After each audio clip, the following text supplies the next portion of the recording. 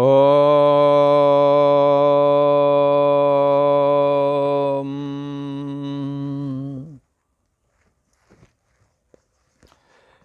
ओम।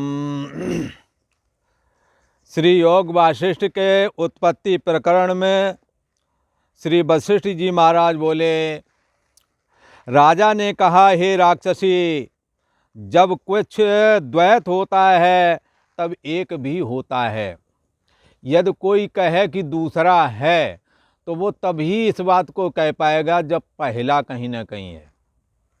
जब पहला है तो दूसरा है, दूसरे की अपेक्षा पहला है, पहले की अपेक्षा दूसरा है। तो क्या है कि जब कुछ द्वैत होता है तब एक भी होता है, जब कुछ द्वैत ही नहीं तो एक को कैसे कहिए। जैसे ये कहते हैं कि सत्ता मात्र परमात्मा एक ही है, ऐसा कहते हैं। चलो ठीक है, एक ही है ऐसा कहते हो, परंतु एक तो उसे कहा जाता है जब कोई दूसरा होता है। एक संख्या तब शुरू होती है जब दूसरे की अपेक्षा, दूसरा जब कहीं एक है तब दो है। किसी ने कहा कि आप एक सत्ता मात्र परमात्मा कहते हैं, तो ये कैसे कहते हैं जब उसके अलावा दूसरा है ही नहीं। हाँ, सदैव सौम्यदम अग्रे आसीत एकमेव अद्वितीयम ब्रह्म, एक ही है और दूसरा नहीं है उसके अलावा। जब ऐसा कहा है उपनिषद ने, तो आप एक है परमात्मा ये भी नहीं कहने बनता है और न ही द्वैत कहने बनता है। परमात्मा मात्र ही है, उसमें एक अथवा दो की कल्पना नहीं, एकत्व अथवा द्वैत नहीं है उसमें। तो जैसे कोई कहे छाया, तो छाया तो तब है जब कभी धूप लगी होवेगी। जैसे धूप की अपेक्षा से छाया और छाया की अपेक्षा से धूप होती है, तैसे ही एक की अपेक्षा रख करके ही द्वैत कहा जाता है। ये एक और दो अथवा 100 तक, हजारों लाखों जो भी गिनती है एक दूसरे की अपेक्षा पूर्वक है, परंतु परमात्मा के अलावा दूसरा नहीं, परमात्मा के समान दूसरा नहीं, सब परमात्मा से विलक्षण वाला भी कोई दूसरा नहीं। इसलिए परमात्मा सजातीय, विजातीय और सुगत भेद से रहित है। किसी ने कहा, हमारा सजाती किसको कहते हैं?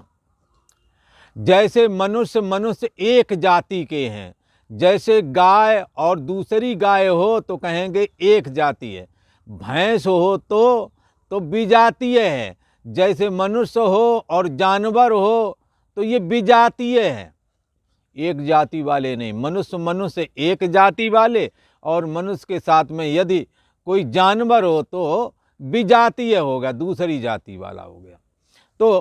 तो विजातीय सजातीय किसे कहते हैं? एक जाति अर्थात मनुष्य मात्र यदि हो तो कहेंगे ये मनुष्य मात्र एक जाति वाले लोग हैं। अच्छा, और यदि विजातीय कोई जानवर तो विजातीय, तो सजाती और विजातीय तो समझ में आया, पर सुगत भेद से रहता है। ये सुगत क्या है? तो सुगत भेद उसे कहते हैं जैसे हमारे आपके शरीर में हाथ, पैर, नाक, कान आदि जे अंग हैं, अवयव हैं, इन्हीं को अवयव बोलते हैं। हाथ, कान, नाक अवयव आदि जो हैं, ये हमारा शरीर एक होते हुए भी शरीर में भेद की परिकल्पना करा देते हैं। ऐसा ये जो सुगत भेद है वो हमारे आपके शरीरों में देखा जाता है। हाथ पैर वाला, हाथ से पैर का भेद, नाक का भेद, कान का भेद, इसी प्रकार स्त्री पुरुष आदि के अनेक रंगों के ऐसे करके भेद अनेकों प्रकार के हैं। पर यहाँ रंग का भेद नहीं लेना, सुगत का मतलब हाथ पैर आदि का भेद ही लेना है। तो क्या है कि सुगत में अपने अंदर में ये भेद है, ऐसा भेद परमात्मा में नहीं है। परमात्मा की जाति जैसा दूसरा नहीं, इसलिए सजातीय भेद उसमें नहीं है भला। और परमात्मा का विजातीय कोई नहीं। जैसे मनुष्य जाति के लाखों करोड़ों मनुष्य हैं, परंतु गाय घोड़ा कर दोगे खड़ा तो कहेंगे ये विजातीय है, मनुष्य की जाति का नहीं है, ये जानवर जाति का है। तो ऐसा भी परमात्मा से विजातीय कोई नहीं है। इसलिए परमात्मा सजातीय भेद से रहित है और विजातीय भेद से रहित है। और परमात्मा कैसा है? स्वगत भेद से भी रहित है। जैसे हमारे और आपके अंतर्गत जो हाथ पैर नाक कान आदि का भेद है, ऐसा भेद भी परमात्मा में नहीं है। वो ज्ञान मात्र है, उसमें कोई अवयव, कोई हाथ पैर आदि है ही नहीं। उसके अलावा दूसरा नहीं, सत्ता मात्र है, वो भी निर्गुण निराकार है, जिसका कोई रूप आकार, न रूप न रेख न रंग कछु, केवल ज्ञान मात्र, जिसकी अभिव्यक्ति आपका होना ना होना जिसके द्वारा जाना गया, उस सत्ता का आप कैसे निषेध कर सकते हैं? निषेध कर ही नहीं सकते। ये ज्ञान मात्र एक ऐसा तत्व है जो हमारा आपका सभी संसार के भूत प्राणियों का एक ही है। इसी को कहा है एको देवा सर्वभूतेषु गूढ़ः। एक ही देव है जो संपूर्ण भूत प्राणियों के हृदय रूपी गुहा में समाया हुआ है। ऐसा जो ये परम ब्रह्म परमात्मा है, आत्मसत्ता है, इसमें एक अथवा दो कहने को भी नहीं बनता, क्योंकि उसके अलावा नहीं है। इसीलिए वो परम ब्रह्म परमात्मा सच्चिदानंद ब्रह्म की उपासना करने वाले मनु और शतरूपा ने जब तप किया तो इन्होंने कहा कि आप हमारे लड़का बन जाओ और ये हमारी बहू बन जावें, तो हमारे पुत्र बन जाओ। कहने का मतलब तब वो परम ब्रह्म परमात्मा राम के रूप में आया। वो क्या कह रहा है? वो कह रहा आप सरिस कहाँ खोजूं जाई, मैं आप अपने जैसा कहाँ खोजूं? बोले क्यों? बोले हमारे जैसा कोई दुनिया में है ही नहीं।